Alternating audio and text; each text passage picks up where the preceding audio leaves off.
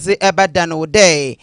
Ewiabe Abusua kase Akan KASE3BO wo big family radio KASE3BO. Esamano odoso papa eye za odimu akotin ebi onyene day. Ghana man panyin yero Yohane Dramani Mahamud nensa shankrata ya soboshe ama ilevi na nasefunu we yefiwo. Sa enso na Ghana mampani ahye se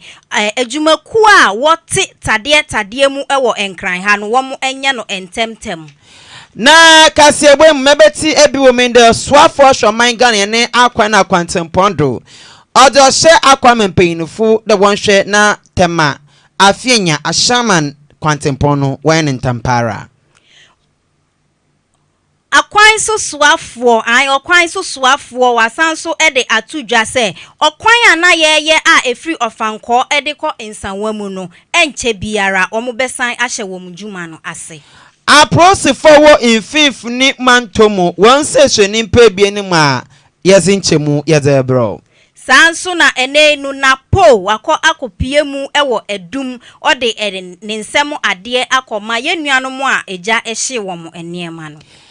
ensamno ebin mekei ho ena ya bonne bedo yezebosom de ewiabe Abusua kase Akan KASE3BO yemfa seda Emma Center for Trade na Center for Trade won adwuma wodi ebiye hotels, vendors, restaurants and pubs,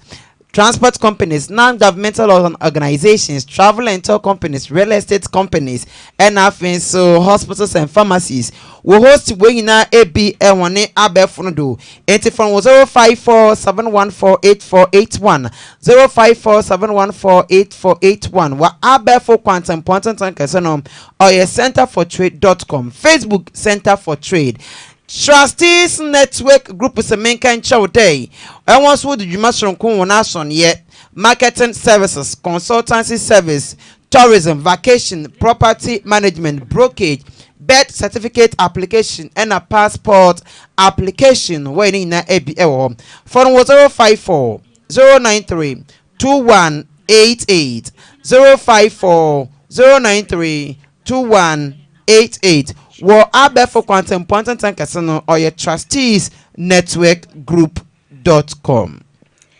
Sa enso na Big Family Multimedia Institute Big Family Multimedia Institute ose bra na beji radio hunim die bra na beji entity ya ehote say efa computing ho, journalism and media studies, digital marketing, business and secretariatship studies. Enunti in order for frewomo it was 059-599-8333 and I said 053-650-3920. Sa enso na BFM stores and order for BFM stores or say bora na suye ye way nebra nebeje wodie clothing and accessories, jewelry and watches, men and women shoes, hair care and makeup accessories, beer and wine, kitchen and dining wares and electronics. Me pacho fre omonso e was 0547149035 and I said 0246407051. Abusua ewiabiri enwanu mebia na ya jegwa tnado ya kodaza yedin samano yezebro no izin a yejedo aranyana Ejata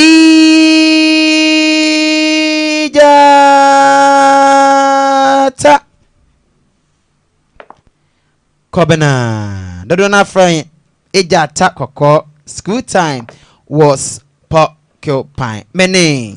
Abrewaba ya adepa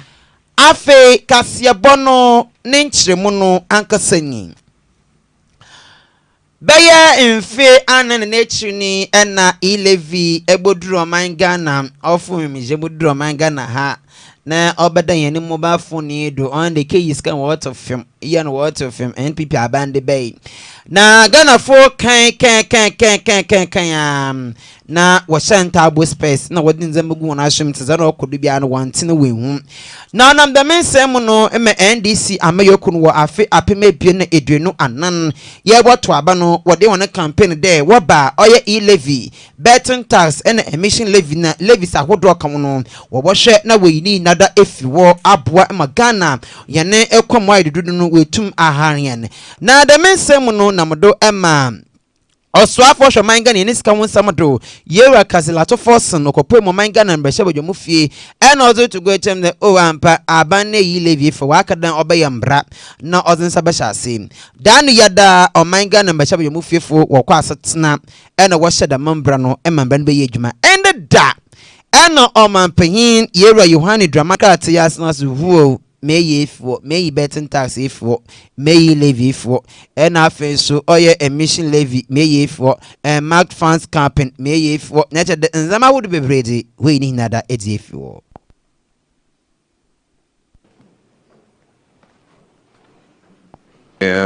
This is the electronic transfer levy repeal bill. That's the famous e-levy bill. I'll proceed to sign it. Okay, I've just given assent to the repeal of the famous e-levy bill.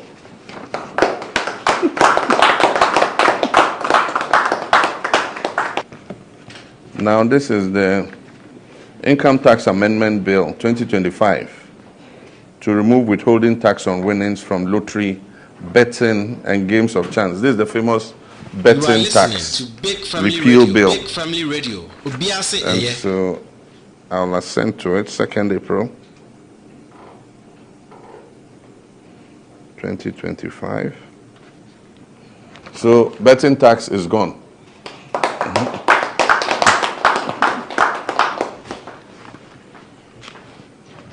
Now this is the emissions tax repeal bill.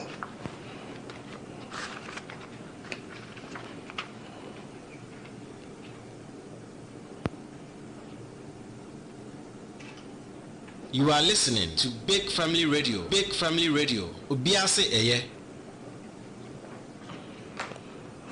So Emissions Levy Repeal Act 2025. Emissions levy is gone.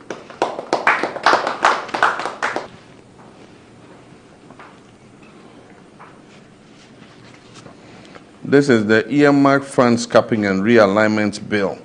This is the bill that caps the GET fund and National Health Insurance levy and moves those resources into the consolidated fund. We promise that we'll take the capping off, we'll uncap them.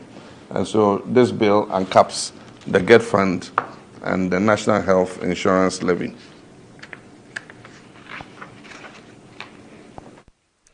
Abusua ya daswa ejina omampani Mahama asuye na eneinu omampani Mahama ede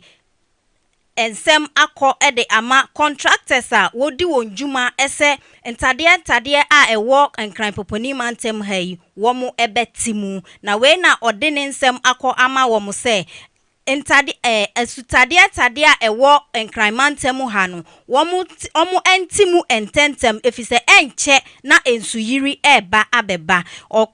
bra okọ ensrahwe ewo biaya ensuo eta ejiri ewo enkraimantem hai enode ensam yi etudwa na osanso eka ho se ankrankra dwumakuo bi a ne din ede Capitec Motors ai omo na ode ahye won sa se womo enhwe na omo ndi dwumai ententem so ewo biaye bi ti se odo na ena afensu Malam Junction na oka edika ho ka se Greater Accra Regional Security Council for womo enhwe esesa adwumakuo ebedi sa dwumai ententem so na osanso edita ato de kokobo nsem ekoma nkrofuku a omsi dan ewo ensuo kwan so se womo enhwe na omunyai sa niema ni nyina na ni nyina eka ho bi na ensuo eyiri a entumi mfa ni kwan mu enko na ebunkamfa enipa so na afeso edi oyene eba na esei ejapade ahodo yentie omampani ensem no ebi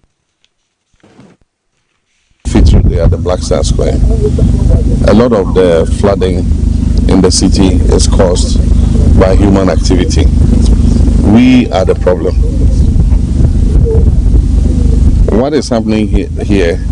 does not affect the factories here. The water comes from somewhere, and once it can pass and continue,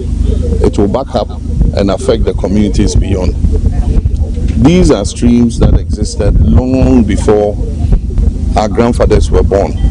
They are streams that flow from the Equape Mountains and find their way to the sea. Then we decided to come and build our capital city across the streams. So even if you build your capital city, you must allow the streams to flow through. People have built and blocked it. If you build and block a stream, the water will still come. But when it comes and it can't pass, what will it do? It will flood its banks. That's all that is happening in this city. And that's why we're asking the regional minister and the district chief executives to take a very tough stand on people whose properties are blocking waterways, because they're creating distraction for other people's properties and even loss of lives. Sometimes when it floods heavily, we lose human lives. And so it's not because we don't have a sympathy for people like that, but we must enforce the bylaws. And the point is, the assembly here, how did you sit and allow this to happen?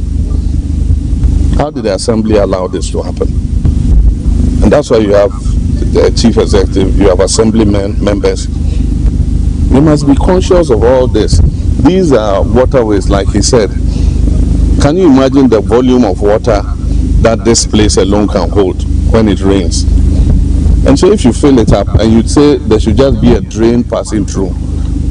the drain cannot contain that water. And so let's do what we have to do. They should remove all this, and it should be at the cost of the people who did it. They should take this back where they brought it from. Abusua yatwa KASE3BO no dom. Oswa for Shoman Ghana yene akwan na akwantempon nwonsam do. Osanso oye mrehye begwemini zemadehye wo adaklu abatumpeshadwo framantomu owura Kwame Gavins agbeja ono enode akọ ama oye contractors ahodowa enwon wori ejuma wo ashaiman no ne afenya ena afetama motorway no ne da wenya kwantempono dem wamo onwo ye ha na da me ejumaku ebien ye ka wansem ye First Sky ena afeso Oswald Investment Limited also wonka ka won ho ano na ntempe ya no wen ntap na da me motorway kwantempono ekwan no wen ntampada na ehwema onche biada ena traffic we initi ema adeshi a wote da me pressured wono wone dada asetem no onkoye enfam wan na wo bre na ebitum tsakadi ma otumo de don show da obawo da oindo onye ni nyina da enti edem ozo ho una tete no ozeba enti ene dokopo mu ewo de me pressured wo na rochemu dem osre da me contractors ebie no wonka wombom na ntampa no wo mo wi ha na won ba ye akwan no enfama adehia wo da me pressured wo. There were spots that we thought they could have remedied up to now, they haven't. DHM, they are not even available. That is a fact. They came to remedy a section that is TT Junction, TT traffic light and others. But all these sections which are still part of their contract, they didn't do much. That is why MMU came in. I think their concern is that they want to know whether government is committed to this. The president said it in his State of the Nation address that we are committed to complete this project. The finance minister said it in his budget statement that we are committed to do this work. I said it in Parliament. So I don't know what assurance they still need. They know the process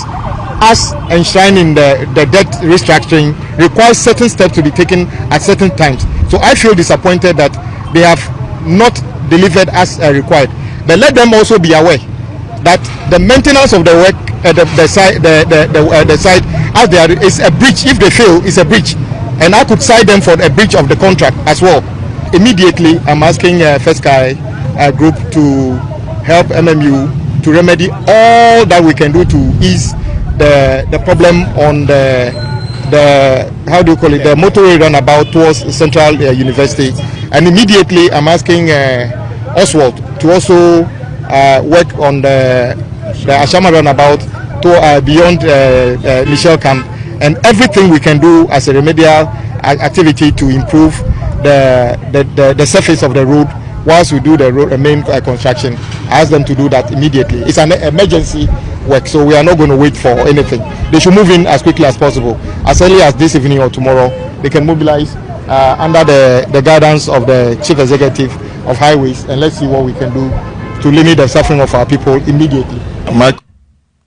Sa anso na okwan so soafo owura Kwame Gavins Agboza asanso ede atudwa se okwan a na yeye a efri ofanko ede ko ensanwa mu no ene no asemda ewo ho ne se enche kra no adwumakuo no ebe hya ase aboaboa ni nipa ano na omo abeye kwan no odi tudwa se omo ne Maripona Limited aye contractor ejuma contract ejuma ya omuni omoye kwan yi akọ asetena ama enei no sika bia na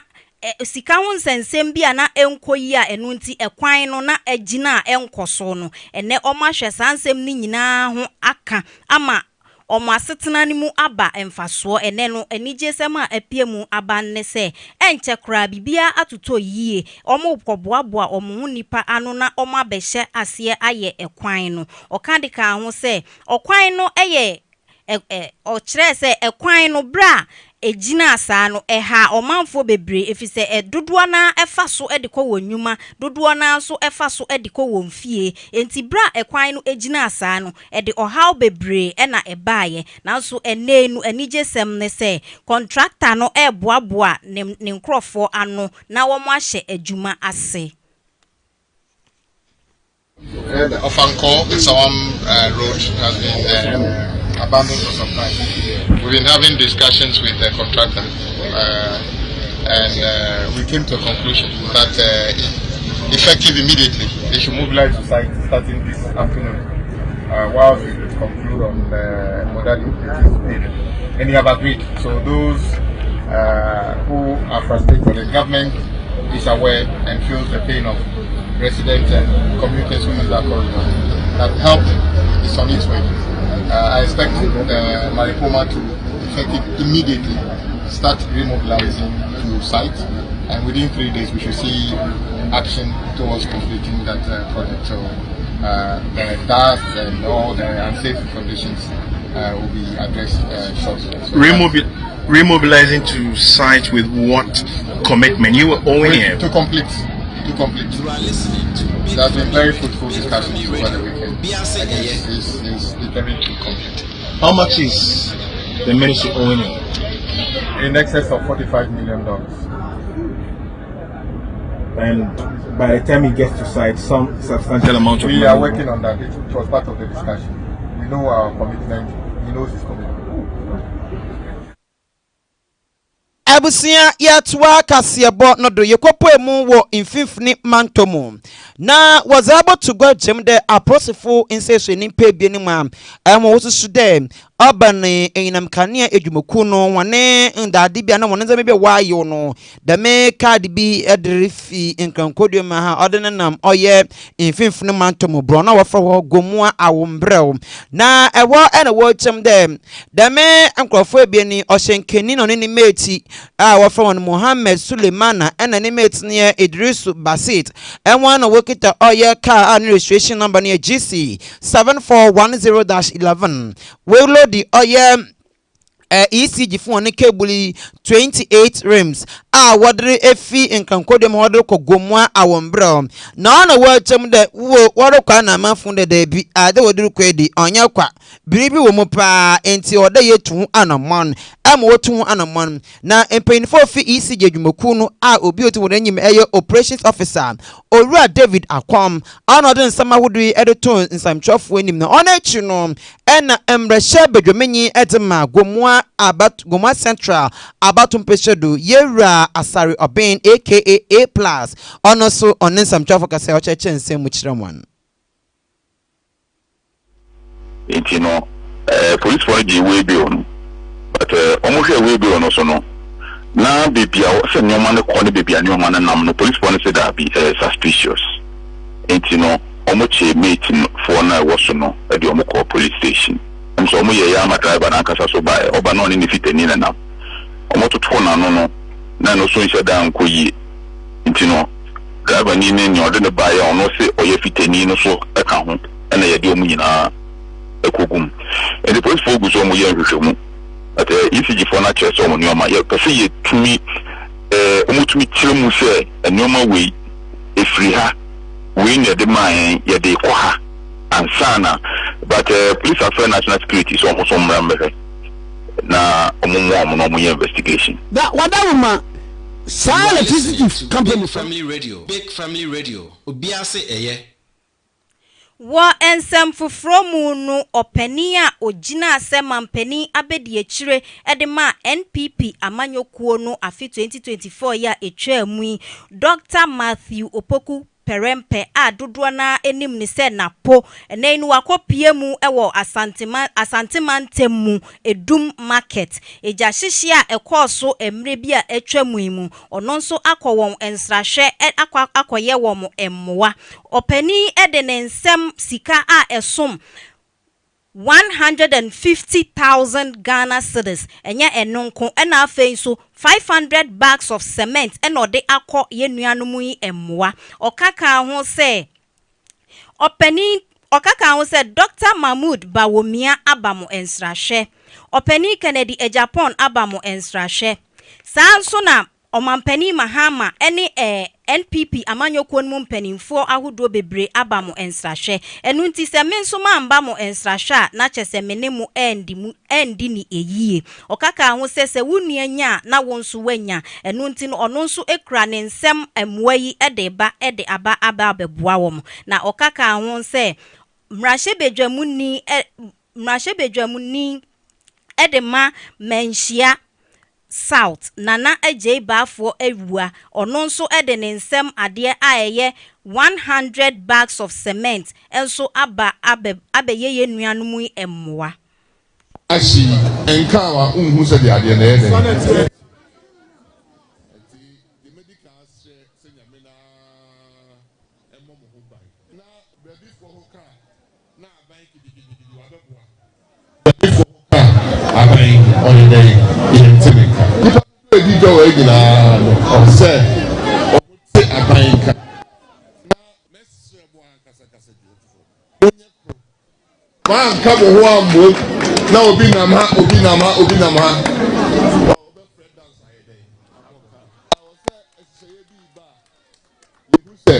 ye yi bi ne dey lemo minia lawyer ba ko so jami che ha ba fo ewa MP's common fund no the skakaka MP South Chow said nani chere 100,000 cedis out of the oni ni ni obi o fa dwe mo ho said the beya o metimi edisa sika no aboa enso so utimi kan shawo kan sa me miss be boto 50,000 Ghana cedis wasase cement suspect the move here there spent 500 bags. Chairman Edema Abusua yatua ensap nodo na Ghana Investment Promotion Center and a worker say na what's wap adwumedi bi wotam a oye 24-hour premium service na ni na inde omanpanyin Mahama ne nisado koyin de obohwe ema edwuma hodo a we no man Ghana ha no wo be ye edwuma ndevu wo be ye edwuma don hwere be ye eduenu anan 24 hours na chede eyi kwanopa ne ya bewiabe ne ya kwanwumbere de me nhye no ena wo wopada wo ye edeboa ema bibia etum okoye na de mensem no ena onamdo ema Ghana Investment Promotion Center for wetum egbe ana wadan dwumedi bi ana wade babua ama wana wode sika wode Ghana edwuma hodum no wetum da hyem amon edwum wo beye anade wone process ahotowa wo beye no wetum aye no mbro ama hwan na wakasa no wechem dem dwumedi onye de bia wore ye ama amano no fonkoten em wo yan asuze anade wo yan mfasom na emum atimemu fa wa ye aganafo ya bensu no wo benya ho mfaso di papa abo won pa ye na oye Ghana Investment Promotion Center for one Chief Executive Officer another paying pod wonano oye Owura Simon Maji ono oninsam traffic kasaya odin sam ahodo odutugwa to serve investors. There's the need to look at our own work processes.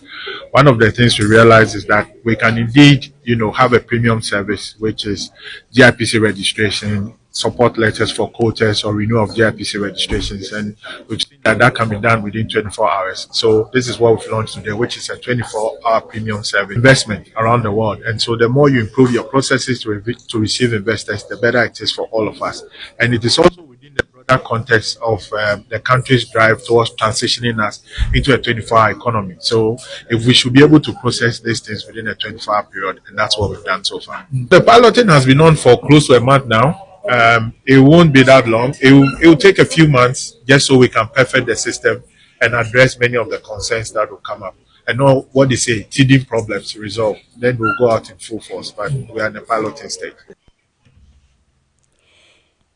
Abusua wansam fufromu no mrashe bedwamuni edema kumewu mansini no wo asante mantemu ora Ernest yaw enim ode abasobonsem akọ ede ama yenuanu muslimifo se wonwatumi akra womu diemu na womama asumdue akoso empo se womo ne nyamesumfo kuo bebre eti empotemu nimu okoso ka kire won se womo enkoso ema asumdue entena womo entem se de womo aye no emfie bebre yi ode ensem yi etudwa ebra woto nsafre no se womra emfa nanimonyam embeta womo achibra na womo edi womo idil fetal afashe no na okoso esre Chief Imam awo sechere kumewu ese Chief Imam awo sechere kumewu anidinide Abdul Rahim Nasirudun Al-Hassan se omwa na asumdue emra ewo entokwa bi a epiemu wo enkrofukuo mienu bi mu se de beya asumdue ebeba ewo mantem no emu yentie owura no ensem no ebi Muslimifo a ewo ewiase afana na we ne de toso miensa menemo edi sala ebra mi adom ne mo adom mo de me ba yesa me mesom samra shebedwani ewo kumawu empesua mu de na edi kan pa na ye 2023 dan we mu ana ye ba ya ene mo bedi ye ana afie ewo 2024 ana nenso aye 2025 na eye manage kese ene de se e bayi mene Muslims are constituency ha yatsma asumdwe na me papa de o demonstranko ye to aba ewie ye be to aba one ne mpanimfo aba menchen obedin komo ema me futu bia ebe boa me asmashe bedwani ewo mpesua mu ekwan a ebefa so a yebetena asundwe mu na yenka se we eye MPP ni we ye NDC ni ti abato nti ebetete yentem yebehwa abato a etu ye yante dede bia wo yempesua mu ha wo hwe baby bebre a na ene we akan ho na we akan ho but asundwe kese a eda yentem nti abato no ekwa asundwe mu de ani je ne se ye bae malam fo ni imamfo ebi MPP4 ebi NDC4 obi nka se MP a waba ye MPP ni nti no NDC ko sei ana MPP ko sei enyina ye tena se anuano enyina ye tena se kroma efo eno na die ye hwehwe madam wase shronko na masre se salaya afiye die ade asundwe kese ebeba yekumawu constituency ha enim se enuma bebre gu akwan mu a ekoso na de mesre shronko ne se sa asundwe kese a eda yentemi ebema no akoso a atena yentem de afa ne se obekwa ahemfie bia wo mpesua mu ha obehu zongo fo hene ewo ahemfie ho obehunu nkremufo ewo ahemfie ho baby abeko bia no asundwe no eda di pefe ewo empotemu ha eno ne ade a ye hwehwe Abusua yatwa ensam no do na oye Chief Registrar Edema Amasaman High Court won Krampumpuno Mantum ha Ora Felix edi kwansam ono enode abotugwa echem de no ho behiye pade empanyinfo de nhia ahodo bogu akwemu na wobabua ama schools ahodo na de school ahodo wo manga na ha no a wonyi akeze no wonyi akeze ema chechefu de tuma traze emo ayefio no waye akono yepa na afenso wa mone apomodin nsametumedwuna brane ewo man Ghana yan ehuma ehyiemu okasaya na ono special guest of honor was Silver Jubilee awodi was Sir Peter Hardbrook Smith Memorial School ye trantawe kan sponsor wo Cape Coast wo fifini mantomu ewo NPP okoje okasaya of the men sama hodwina no order to go no order from pain for the osama no papa won the midme na omboye. I'm the Abana schools. Or there, not just about private schools. But some of them are public schools. And to say, Abana Sobaya and go what non schools now, or what unfair schools. I have teachers over about 20. Them go say, neither in the private in the world of one and car. What's in the baby? And to say, Abana maybe or rich a pickup or a buses, not or there, or shit, private schools. So that say origin now no one so if I can walk once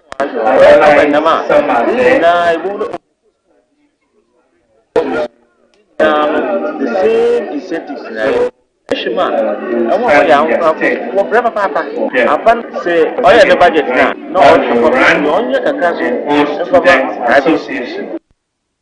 na onechuno Oroyo Susanna Smith Kwedo ono streche oni pay no the school nano ono soka say no ruche mude obasre abatan ahodo ebinim de bia wo babaka de na additional dos na mebe ni kom lubu na de bi ose osre abatan no 21 afutu na yo ya sefem kakra awofon wakade ye mo hon class work dodo enkanka homework osno homework odoso wonya endure mfan ye honaze wo fie na se woye mo mfata no so se yete no hona discipline no so wo hen papa de odu baby no nye de yetim sim wamayer yen ofide yenyimede ofi raze no ho a yegudu yere na yehu de ye dam no wabo mo from ni pi bi na sisi area science nchemu ntumen ye dam grande be so what simon kan wo so obeye wana wa ye bibia na mo yu mo o shemo kran no school no kran kasin de wonam na wo wadwen wo mbo no wo pye hen asam wo bo bede hen ase na enyim bibia onye wangotin won awofon madam gane meda wasai ya baba odi ye bibi mo school oye nwanwa nti ye danyame ase de yetim wo as a tre na ye ze chenwa yetim wo discipline no wa ma school no wa koni wa ma mo framba no wa atim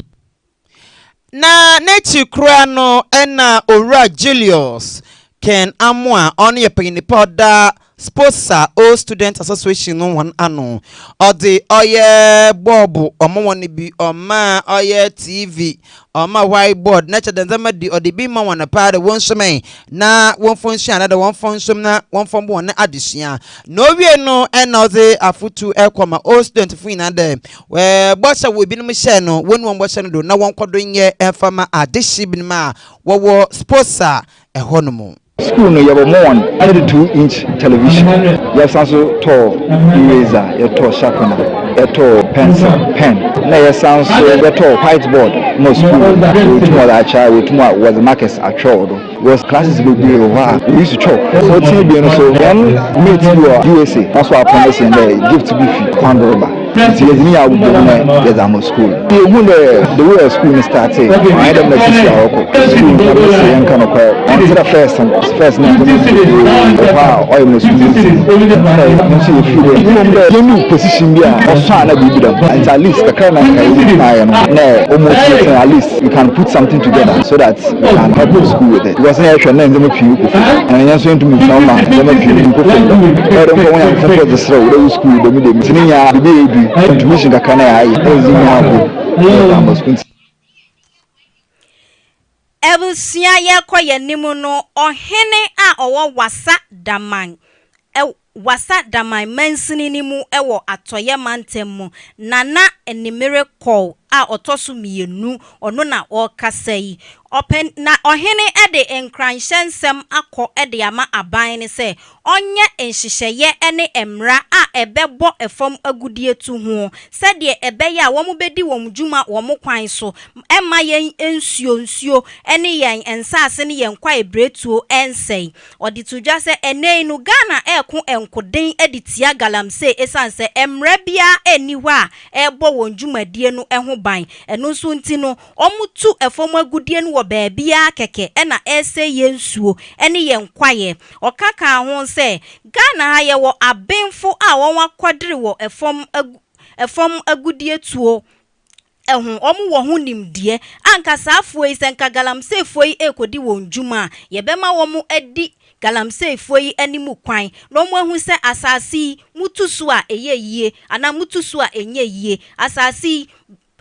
aha na mu betumi etu akosi aha de agudie bia eni ho entinima muntu enko ho anka wo mu de saa enhyehyeye nyina ebegu akwan mu aboa amase de wo mutu galamse no emma yensuo ene yensase ensei enu nti no oka kire aban ne se onye saa emra yi emfa engu akwan mu emma galamseefo no wo mu enhunu bebia wo mu bedi won dwuma no akodru yentie nana ensem no ebi nye dwuma haye eye job creation service me hot here no because of my insinity obia ko school we pe na join that mines so I think say under my leadership, I'll make sure say I'll create alternative livelihood and that's alternative jobs for the youth. I know be brave betting here. Ghana agriculture and a private economy. Until you want to share the brave as with investors. Yamiadom South or Latin American continent they represent you more in Ghana or Africa as their president and CEO. Promote or more trade and investment. Enti me wo links be brave. Meti me day nkofo aba abehwe de wo me man mu. Na meti me bie adwuma mu bia nso ayede enya bia ye. Ye wo large scale mining wa.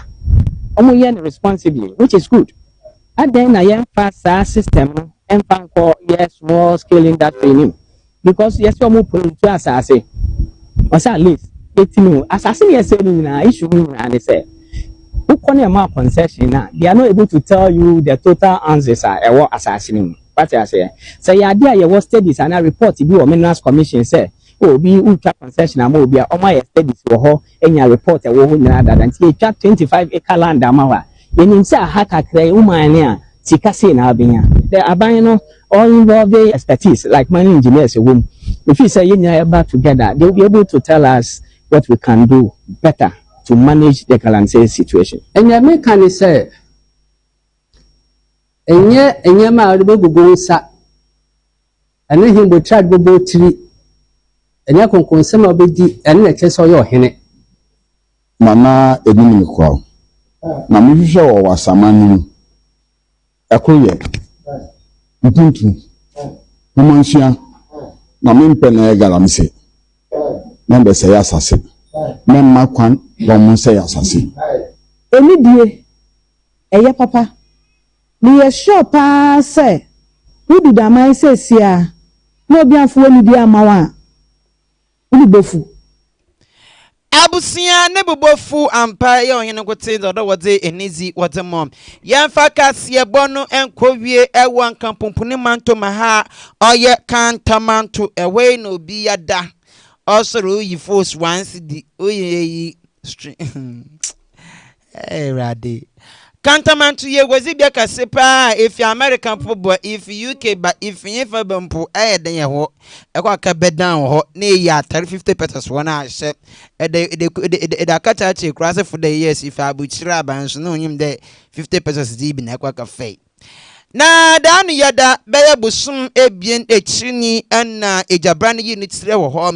ma de hye ebinmo kokan wono mbwe sika na wozerema yi na wozerema na mpanyinfo da ikuya ne echema ya danza me bikokodo wonwa nje ho enti association no wa ka ho abom wosende mpanyinfo be ye nkoko edu ebaasa unions du ebaasa wa ka hye baby na wa ye suma senhye mu bia wonwa nje ho enti egozifo na zetonfo wo kantamanto egozi bia wono wose won pede mu nkrofo no won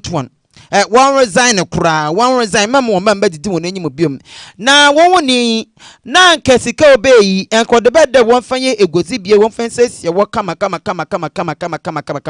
na so mpanyinfu akoba nkrom wai won adwene dem wo ye nhyiemu na wo ye egozi ni wie na wa mobie twesika bi na wo mobie twesika so mponya wanze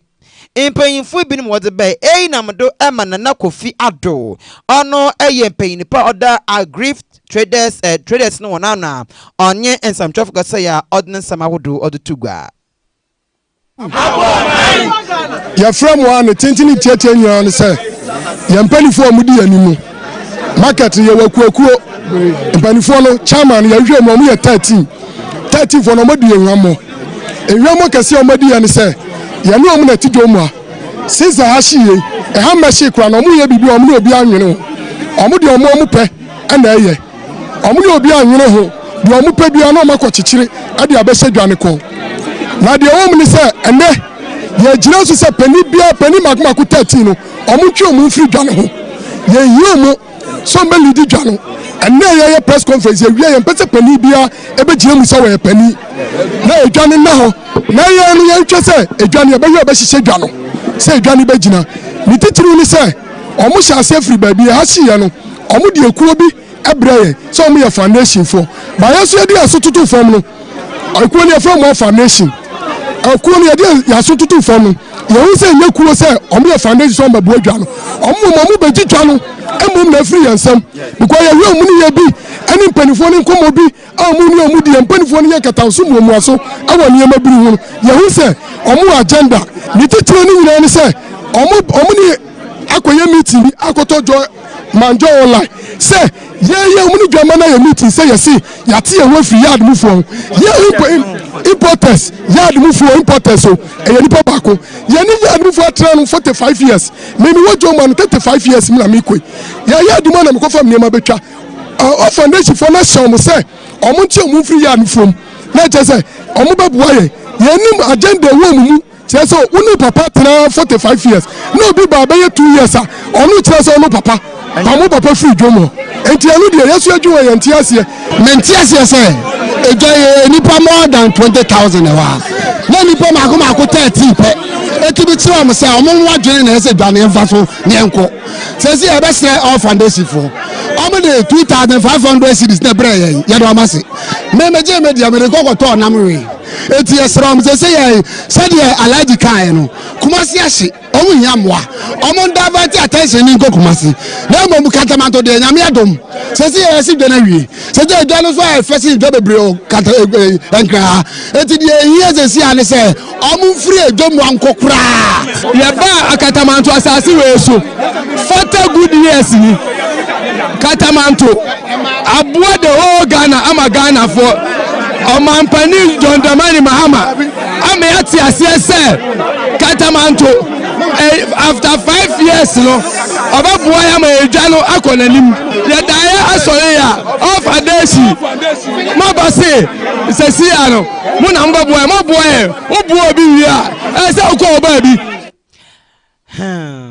aberoba ejata egodifu na nsemi aya asemo ebisis kan wade boda akoto na maare eno ano no ena 40 years fo ena enwe kantemanto angata wa abu ankrofo papa de bia maka mesi mu menyi mfimu da kantemanto wa abu papa ijata menteri bebre wa benda boutique wa na mokoton wa chat mu ye JHS ye wa only we JHS for fra epedagba life nenyim da yin me ya ba client ye bo life Mokono go form 20 pesos. Then time that was 2009, 2010 baby. Nimpo kwa ogu form 10 pesos, 20 pesos. Na is son of we. Na you need the son is some ra. And you drink coffee. But can't imagine what abu man for pa. In fact, foundation kuna wapa da waba gift when some no. on mampo maka kantamanto ya demonstration pa because in the yade minyiska one ye kofa ye ne free dem ma kota ade ebi 30 cities owo na ebe ko boutique o san 300 400 eja ta na ka ni say ya mampo o we ka de ye na awe ten we dudum pono ka da me te we dudum ye nimpa